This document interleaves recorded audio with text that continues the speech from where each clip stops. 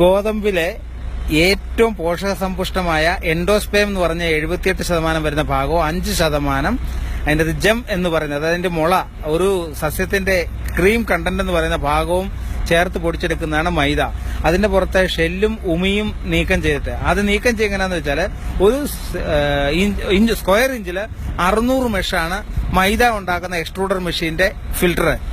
അതേസമയം ഗോതമ്പിന് അത് 12 മെഷേ ഉള്ളൂ. ആ മെഷീന്റെ വ്യത്യാസം കൊണ്ടുള്ള നേർത്ത പൊടിയാണ് മൈദ.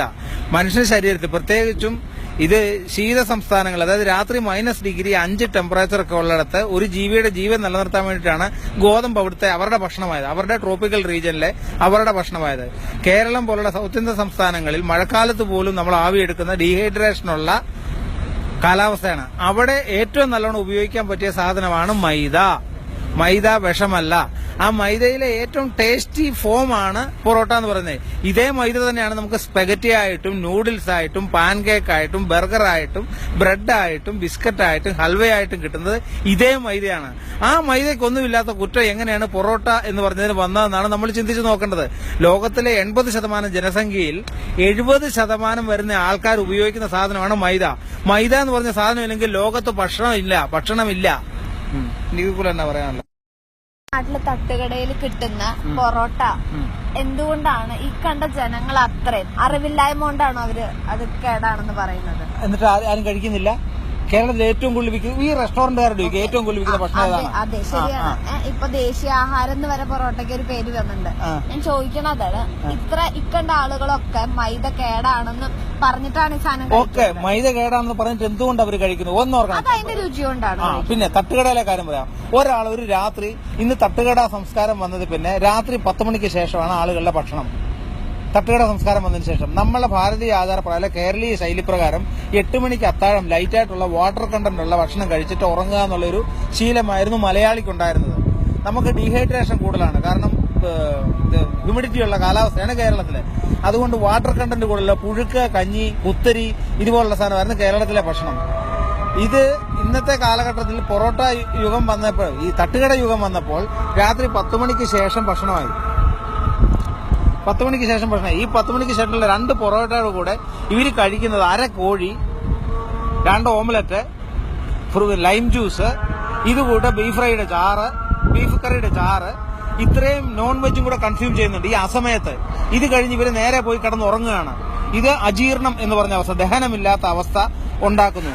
ഈ കഴിച്ച മാംസവും ദ്രാവകങ്ങളും ചാറുമാണ് ഈ ശരീരത്തിനെ കേടാക്കുന്നത്. ഈ കൂടെ കഴിച്ച പാവൻ 2 പൊറോട്ടയ്ക്കല്ല കുഴപ്പം.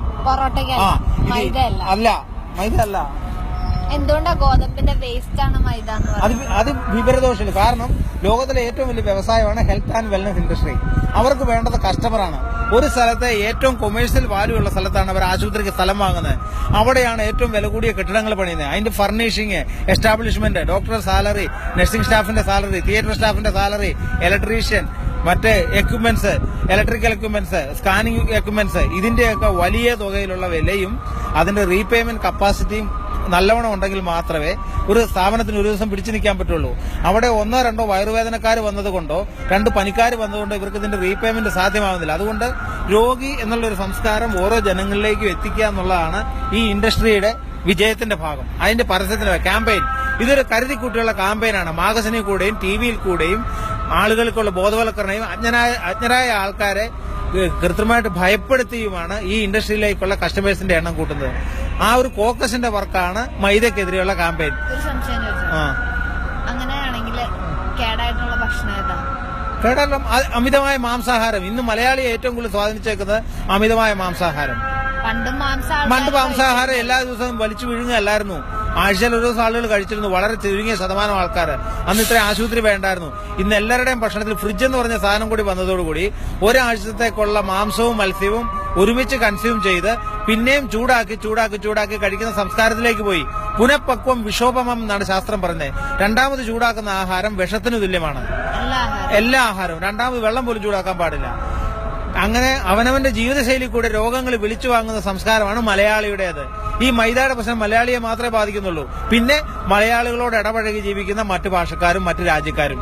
അല്ലാതെ തമിഴ്നാട്ടിലെ ഗ്രാമങ്ങളിൽ പൊക്കോ, അവർക്കാർക്കും കുഴപ്പമില്ല. കർണാടകത്തിലെ ഗ്രാമങ്ങളിൽ പോയി, ഇന്ത്യയിലെ ഏത് സംസ്ഥാനങ്ങളിൽ പോയാലും അവർക്കാർക്കും മൈദ കൊണ്ടോ ഒന്നും ഒരു കുഴപ്പം ഉണ്ടാവുന്നില്ല. എന്തുകൊണ്ട് മലയാളിക്ക് മാത്രം അമിതമായ മാംസപ്രിയം? വേറൊരു സംസ്ഥാനത്ത് ഇത്രയും മാംസം ഉപഭോഗം ചെയ്യുന്നില്ല, ചൈനയും കേരളവും. അപ്പൊ ഡെയിലി പൊറോട്ട സാമ്പാറും കഴിച്ചാൽ അസുഖമൊന്നും വരില്ല എന്നാണ് ഡോക്ടർ പറയണത്? തീർച്ചയായിട്ടും. ഞാൻ എന്റെ അടുത്ത ആളുകൾക്ക്, എന്റെ പേഷ്യൻസിന് ഞാൻ സജസ്റ്റ് ചെയ്യുന്ന ഭക്ഷണമാണ്. അവരതിന്റെ ആരോഗ്യം അവര് തിരിച്ചറിയുന്നുണ്ട്. സജസ്റ്റ് ചെയ്യുന്ന ഭക്ഷണമാണ് പൊറോട്ട വിത്ത് സാമ്പാർ അല്ലെങ്കിൽ കടലക്കറി. അല്ലാതെ അര കോഴിയും 1 കിലോ ബീഫ് ഫ്രൈയും പിന്നെ കാട പൊരിച്ചതും പിന്നെ ഓംലെറ്റും പിന്നെ താറാവും പിന്നെ ഒരു ഹാഫ് ബോയിൽഡും പിന്നെ ഒരു ഫ്രൂട്ട് ജ്യൂസും അല്ല. അതിന്റെ കൂടെ വെള്ളരിക്ക വെട്ടി അറഞ്ഞതും സവോളയും നാരങ്ങാനീരും അല്ല. നമ്മളുടെ കേരളത്തിലെ ഭക്ഷണശൈലിയിലും കേരളത്തിലെ കാലാവസ്ഥയിലും വേവിക്കാത്ത, അതായത് റോ വെജിറ്റബിൾസ്, നമ്മൾ പറയുന്ന സലാഡ്സ് നമ്മളെ സംസ്കാരത്തിലില്ല. നമ്മുടെ അപ്പനോ വല്യപ്പനോ വല്യമ്മയോ ഒന്നും സാലഡ് കഴിച്ച് ജീവിച്ചവരല്ല. ഇന്ന് പീരിയോഡിക്കൽസിൽ കൂടെയും TV ചാനലുകളിൽ കൂടെയും പച്ച വേവിക്കാത്തത് കഴിക്കൂ എന്ന് പറഞ്ഞ് മനുഷ്യൻ മൃഗീയ സംസ്കാരത്തിലേക്ക് പോയി അവരുടെ സമ്പാദ്യം ആരോഗ്യത്തിന് വേണ്ടിയിട്ട് ചെലവിടുന്ന അവസ്ഥയിലേക്ക് കേരളം മാറിപ്പോയി. ഉള്ള സമ്പാദ്യം പിശുക്കി ഉണ്ടാക്കും. ഒരാൾക്ക് പച്ചവെള്ളം കൊടുക്കില്ല, ഒരാൾക്ക് ചെലവ് ചെയ്യില്ല. അവസാനം ഇതെല്ലാം കൊണ്ട് കിഡ്നി മാറി വെച്ചും മുട്ടിയരട്ട മാറി ഹൃദയം മാറി വയറിന് കൊളൈറ്റീസിന് ഓപ്പറേറ്റ് ചെയ്തും അവരുടെ ജീവിതം നാശം കാണുന്നു. ഒരു പ്രായമാകുമ്പോൾ ഇതൊന്നും കഴിക്കാൻ മേലാത്ത അവസ്ഥയിലോട്ടും പോകുന്നു.